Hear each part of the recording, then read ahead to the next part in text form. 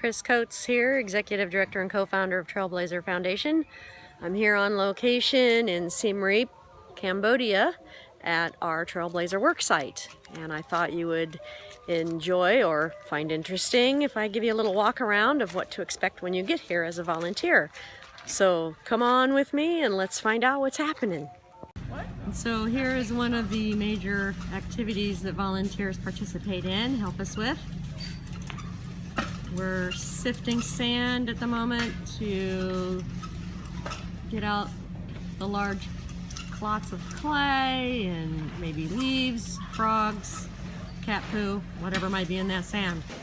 So we kind of work that through first, and then this sand that's been sifted the first time, we then put it through. This has an additional screen, and the sand has to be sifted to a specific size for optimal use in the filtration of the filter. And so this here, there'll just be maybe like some little gravel and other little particles that, so the finest falls through, and then we pitch the other larger granules out. So when you fill the bucket to wash the sand, you're aiming for a little bit just under half of a bucket full, not 3 scoops. Scoops are different for everybody. A little bit less than half of the bucket. And then your initial wash, you're just trying to agitate the sand and get all of it wet to bring the first layer to the top. The first layer of bile material and foam will develop. Well, and our sand comes from local suppliers, and so every load of sand might have various levels of clay and dust. So from one pile of sand to the next, you know, your washings may be different, more or less, or depends on the supply of sand we get. Wow, that's got a nice foamy head there, doesn't it? Yep. So once you get to this point, it's going to fill the bucket all the way up to the top. Whoop.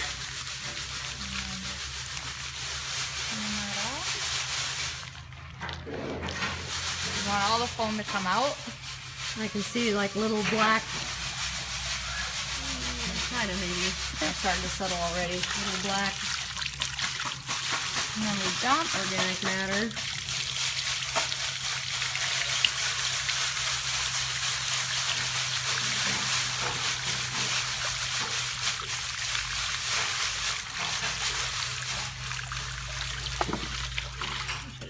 Because the soil in Cambodia is largely sand and clay, so there's, you can see how brown that water is. A lot of that's just really the clay washing off.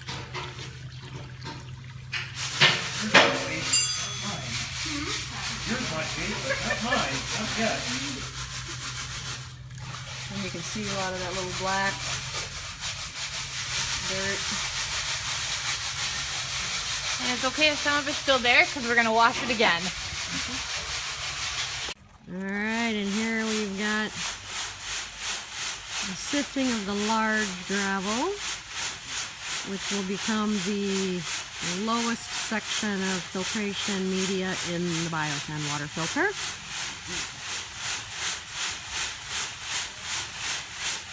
So they're sifting out the smaller pieces and obviously any dirt and leaves and things that fall through. And then when they're done sifting this gravel, they will wash it to make sure it's nice and clean and any organic matter is washed out of it. So here we're washing that gravel that was just sifted. Does it get washed a second time or anything, Clementine? Does the gravel get washed again, or is this it? Yeah, I begin to wash 2 times, then I sip the gravel and I wash again. Okay. So another activity for volunteers is the sifting of the gravel. So we have 1/4 inch gravel. That other pile over there is 1/2 inch gravel. And so the gravel basically prevents the sand from flushing through the water filter. So the 1/2 inch gravel goes in first. There's about 2 inches of that. And then the 1/4 inch gravel, there's another 2 inches of that, and then there's about 25 inches of sand. And so again, we're sifting this to the standard to make the filtration work properly.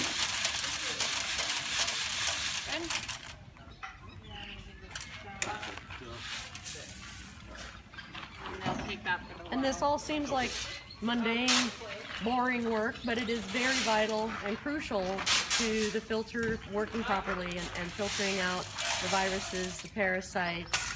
Of course, the biolayer is where the bacteria, the good bacteria eats the bad bacteria. And so after you spend several days of sifting sand and gravel, and the next section will be where they wash it, because it also has to be washed clean. We want to get out any organic matter that might impact the proper filtration of the filter. But then you get to go out on a delivery in the countryside and see everything in action, and so it really all comes together, and you get to see the recipients and the people that we're helping, and your impact in helping those people. So the next step after we've sifted the pebbles is to give it a base wash. All we're doing here is trying to get some of the dirt that's accumulated or dust off of the gravel. This will get 2 more washes, one through another sifting process and then another rinsing process. But the better you do this process, the easier the rest of the processes get.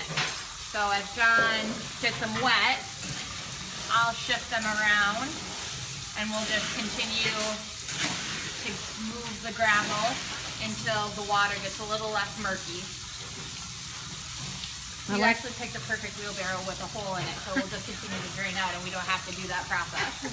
I was concerned about that hole earlier, but now I see the advantage. You are smart beyond your time here to grab that one. Very strategic.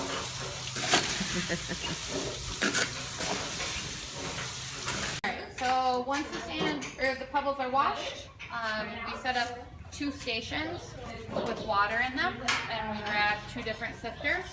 We put about 2 scoops of pebble in, and then we rinse them and give it another shake.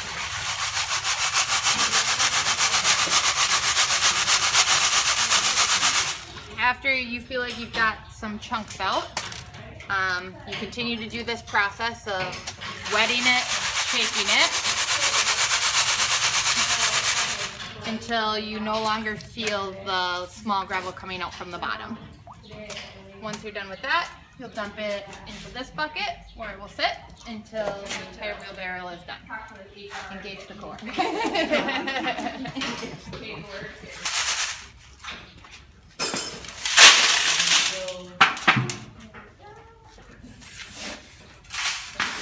So all this sifting, because as you mentioned, there's the smaller pieces that now are coming through this second sift.